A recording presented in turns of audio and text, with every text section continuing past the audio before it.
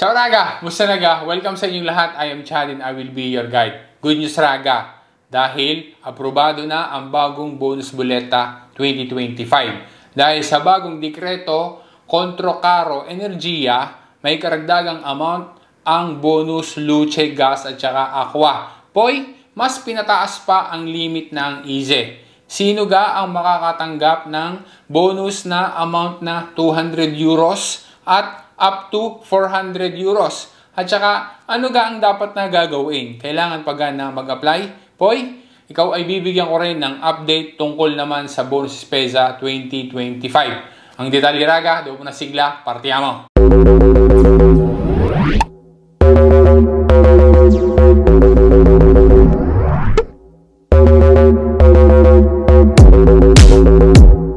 Last February 28, 2025 ay naprobahan na ang bagong Dekreto Energia 2025 sa Consilio dei Ministri. And as per announcement via video ni Prime Minister Meloni ay almost 3 billion euros ang allotted na budget. Ang nasabing budget ay hindi laang intended para sa mga pamilya, kundi kasama din ang nasa business sector. Kaya ang magiging hatian ay 1.6 billion euros para sa mga pamilya at yung natitira naman na 1.4 billion euros ay para naman sa mga emprese. Mas madami rin na pamilya ngayon ang matutulungan nitong bagong dekreto na ito para nga dyan sa bonus sa sosyale or bonus buleta dahil mas pinataas pa yung limit ng IZE kumpara doon sa existing ng limit ng IZE para sa bonus sosyale. Kung dati-rati ay 9,530 euros ang limit ng IZE, ngayon ay pinataas na dahil hanggang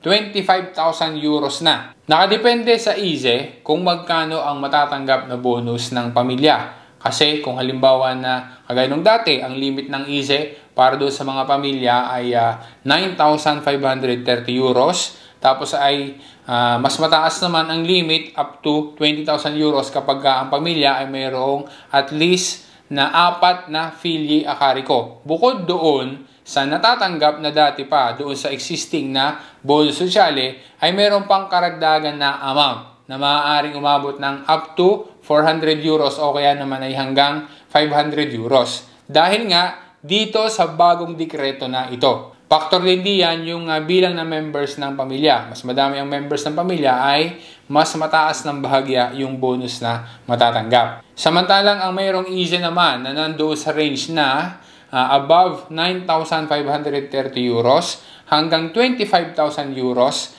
Ang bonus naman ay amount na 200 euros. Pansinin mo na habang nataas yung IZE ay nababa naman ang bonus na maaaring matanggap. Ang cover ng dekreto na yan para sa bagong bonus buleta ngayong 2025 ay para laang sa 3 buwan. Yung mga nakapagpagawa na ng IZE 2025, magte-take effect ang bonus sa second quarter ng 2025. Samantalang yung iba naman na magpapagawa pa laang ng IZE 2025 ay sa first available quarter.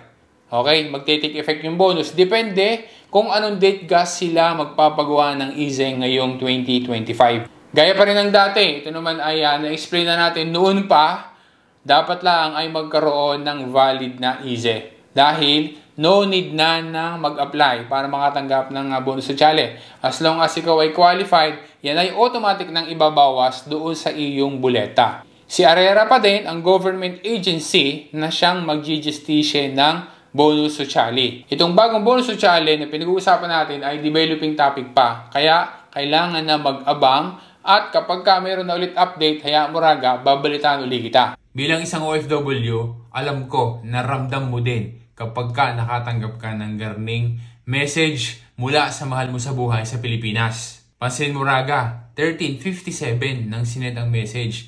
21:14 ko na nakita at nakareply. Padis oras na ng gabi. Sa gayaan na sitwasyon, ako ay thankful dahil maaasahan mo si Tap Tap Send. Kahit ako'y nasa bahay na at late night na, ay nakapagpadala rin agad ako subito. Tingnan mo areha at 1 minute laang sent na agad sa recipient.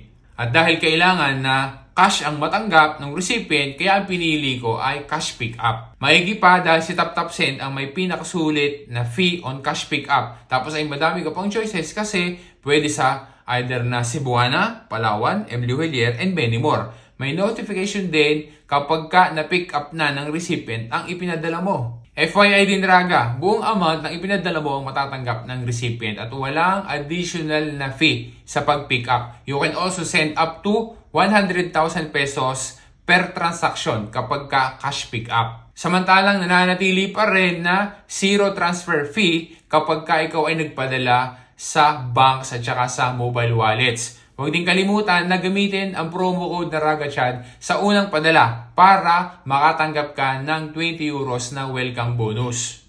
Ulitin ko lang ulit sa iyo Raga na ngayong 2025 ang gobyerno ay magbibigay pa rin ng bonus spesa sa pamamagitan ng pagbibigay nila ng Karta Dedicata Ate. Gaya ng nabanggit ko na at naipaalala ko na sa iyo Raga last week pa, yung amount na naikarga diyan sa iyong Karta Dedicata Ate mula noong September 2024 ay expired na sa date na March 1, 2025. Kaya dapat na yung laman niyan ay nagamit na hanggang February 28, 2025 para hindi nasayang yung laman niyan. Pero for sure ay yan naman ay nagamit mo na kasi rare cases lamang, di ba? Rare lamang yung pagkakataon na kung saan ay meron pang natira doon sa iyong karta at hindi nagamit at nasaya. So, ay suppose na yan ay nagamit mo na prima pa na maiskade. Dahil sa meron ulit na pagbibigay ng Karta Dedicata Ate ngayong taon na 2025, kung halimbawa na ikaw ay nabigyan ng Karta Dedicata Ate noong 2024, advisable na yan ay itago mo yung karta. At saka yan ay dapat na hindi itatapon kasi just in case na magkaroon ulit ng bagong rika-rika, ay di ready pa at nasa iyo pa yung karta. Kaya milyon na yan ay ikonserba. Lilinawin lang ulit natin, hindi ibig sabihin na noong 2024 ay nabigyan ka ng Karta Dedicata Ate, ay ngayong 2025 ay mabibigyan ka na ulit.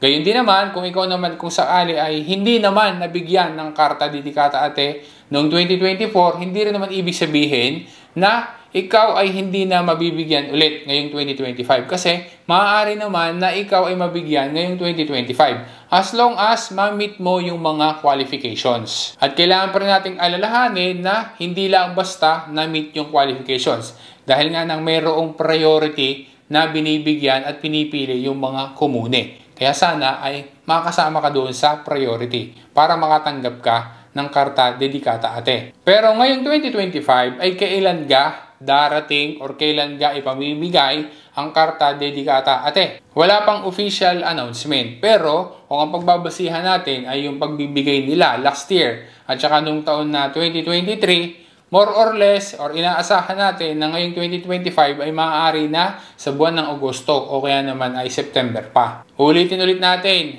hindi na kailangang applyan ang Karta Dedicata Ate. As long as ikaw ay nakapagkuha ng easy, tapos ay ang komune na ang automatic na mamimili at sila ang magsasabi, maglalabas ng listahan ng mga beneficiaries at sila rin ang mag-aabiso doon sa mga residente nila, doon sa kanilang komune kung sino ga ang mabibigyan ng Karta Dedicata Ate. So ulitin lang natin ha, hindi iyan ina-applyan. Ang isa pa sa pinagbabatayan ng komune di residensa kung sino ga ang mga magiging beneficiaries ay yung record ng IZE mula doon sa database ni IMPS. Kaya ano ang dapat na gagawin? Ay di magpapagawa ng IZE. Kung ikaw na may nakapagpagawa na, di okay na. At saka sana ay ikaw ay ma-meet mo yung qualifications, makasama ka doon sa mga priority, para sa ganun ay makasama ka doon sa abisuhan at mabibigyan ng Karta Dedicata Ate na ang komune di residensa ang magbibigay. Sa mga nakalipas na pagbibigay nila ng Karta Dedicata Ate, ang limit ng IZE ay hanggang 15,000 euros. At ngayong 2025, inaasahan na gayon pa rin ang limit, 15,000 euros pa rin. Last year, ang amount na ikinarga doon sa karta ay 500 euros. At ngayong 2025, inaasahan na maaaring mas mababa diyan yung magiging rika-rika doon sa karta. Gaya ng dati, kapag merong update, ay babalitaan ulit kita Raga. Kaya importante na lagi tayong mag-aabang. Okay? At sana ay makapag-follow ka o kaya naman ay makapag-subscribe sa akin para pare-parehas tayo na magiging updated doon sa mga info sa pamamagitan ng aking mga vlogs. Sana rin ma-share mo rin sa iba para sila man ay maging well-informed din. Maraming salamat sa panonood mo Raga. Once again, This is Chad, and always remember, Chad will guide. Grazie raga, alla prossima!